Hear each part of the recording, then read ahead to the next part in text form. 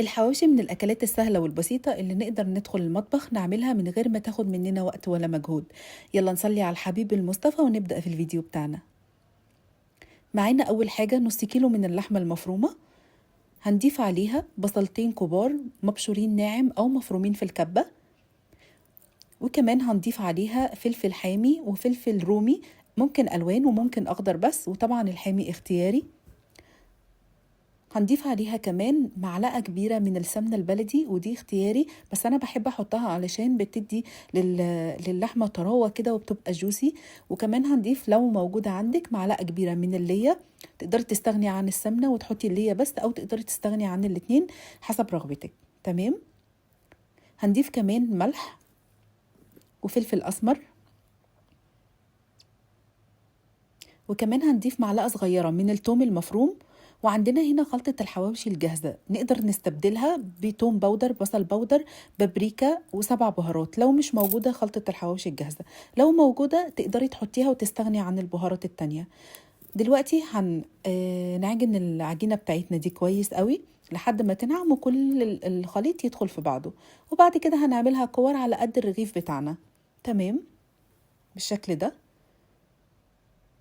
بعدين هنجيب العيش البلدي من الفرن ونكون يعني يكون لونه فاتح شوية، بلاش العيش يكون واخد لون غامق. هنحط الكورة بتاعت اللحمة في الرغيف بتاعنا وهنبططها كويس لحد ما تتفرد جوه الرغيف بالشكل ده. لازم تتفرد جوه الرغيف كويس قوي علشان ما تكشش منك وانتي بتعمليها على الطاسة. هندهن هنا الرغيف بتاعنا بالفرشة كده من الزيت، دهنة خفيفة خالص، ما ندهنوش يعني كتير، من الوش بتاعه ومن الظهر، يعني من ناحيتين.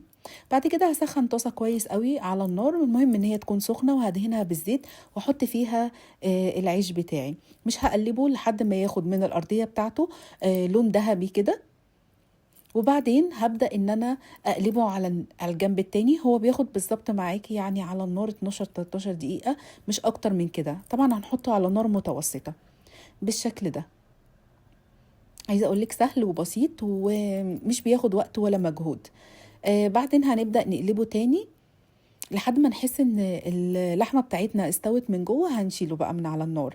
تقدري في قبل ما يدخل في التسويه تضيفي في الرغيف من جوه جبنه موتزاريلا، لو انت حابه. مش حابه خلاص. هنعمل شويه بقى كده من الطحينه البلدي بتاعتنا الحلوه. حطيت على الطحينه عصير ليمون وكمان خل، وبعد كده هخفها بالميه. بعدين هحط عليها فص مفروم صغير كده من الثوم وكزبره، وهحط عليها كمان كمون بالشكل ده، واحط عليها شطة. لو مش بتحبي الحامي تقدري تحطي عليها بابريكا بدل الشطة، وكمان رشة بسيطة من الملح، وهقلبها مع بعض. وبس كده الطحينة بتاعتنا جهزت.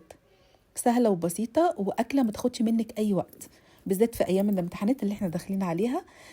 وكمان احنا داخلين على العيد الكبير، فالوصفة دي هتنفعك جدا لو انتي بتحبي تعملي الحواوشي من أكلات العيد يعني. جهز معانا الحواوشي بالشكل ده. هتقطعيه بقى كده، ودوت انا حطيت عليه جبنه زي ما قلت لك قبل ما يدخل في التسويه. وهو في الطاسه حطيت من جوه شويه من الجبنه. ودي كانت وصفتنا النهارده، ان شاء الله تجربوها وتعجبكم جدا. سهله وبسيطه وما خدتش مننا اي وقت ولا اي مجهود. تقدروا كمان تدخلوه الفرن بدل ما تعملوه على الطاسه من فوق. وكنت معاكم نور، وباي باي.